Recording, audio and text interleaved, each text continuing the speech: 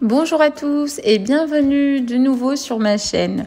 Aujourd'hui, je voudrais partager avec vous une délicieuse recette de brioche marocaine, les rechlet. Elles accompagneront à merveille vos cafés, vos thés et vos goûters. C'est parti pour la liste des ingrédients.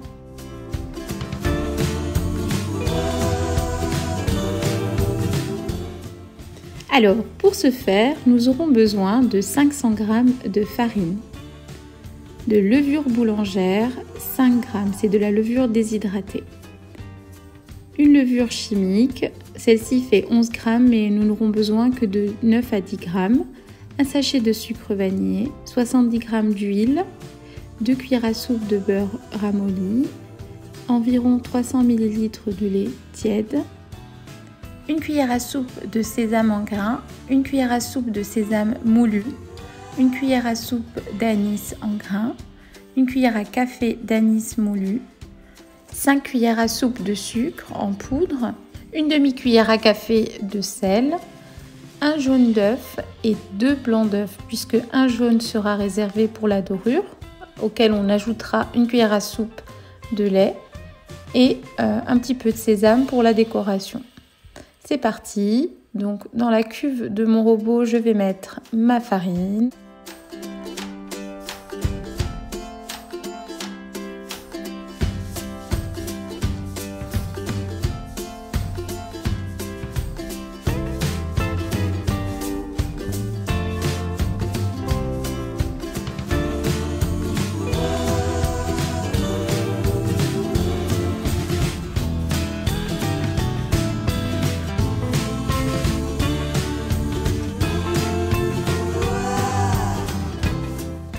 Je mets le crochet pétrisseur et je lance à vitesse moyenne, ici à vitesse 2. Puis, au fur et à mesure, j'ajouterai le lait.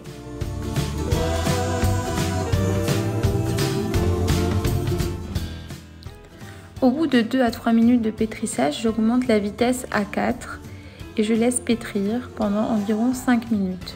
Ici, la pâte, nous la voulons collante en fait. Il faut vraiment qu'elle soit assez, pas liquide, mais il faut qu'elle soit vraiment molle au point d'être collante. Il ne faut pas vous inquiéter parce que c'est l'huile qui vous permettra de travailler votre pâte. Donc au bout de 10 minutes de pétrissage, environ, entre 8 et 10 minutes, vous allez former une boule en utilisant de l'huile sur vos mains. Et vous allez transvaser votre pâte dans un autre saladier, ou pas d'ailleurs. Moi j'avais besoin de mon bol pétrisseur, donc j'ai transvasé dans un autre bol. Et vous couvrez avec du film alimentaire pendant environ 1 heure à 1 heure et demie. Au bout de 1 heure à 1 heure et demie, ma pâte a bien gonflé, elle a doublé de volume. Je viens la dégazer avec mes mains huilée au préalable, comme ici, et je la pose sur mon plan de travail, ici sur un plateau. Au préalable, j'aurai recouvert une plaque allant au four avec du papier sulfurisé et je viens former ici des petites boules d'environ 80 g. Vous allez voir, je vais les peser, mais au bout d'un moment, vous n'aurez plus besoin de peser parce que vous allez avoir la technique et vous allez avoir l'habitude et vous n'aurez même plus besoin de peser vos petites boules. Donc ici, c'est des boules de 80 g. On essaie de les espacer entre chaque pour justement faire attention au moment de la cuisson. Déjà parce qu'on va les aplatir tout à l'heure et en plus, au moment de la cuisson, elles vont gonfler et donc elles auront besoin de plus de place pour gonfler. Voilà. Donc je continue mes petites boules, je forme mes petites boules.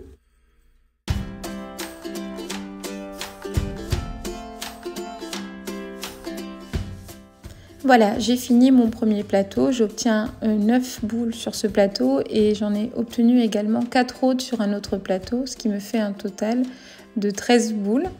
Je viens les aplatir comme ici, en huilant de temps en temps mes mains.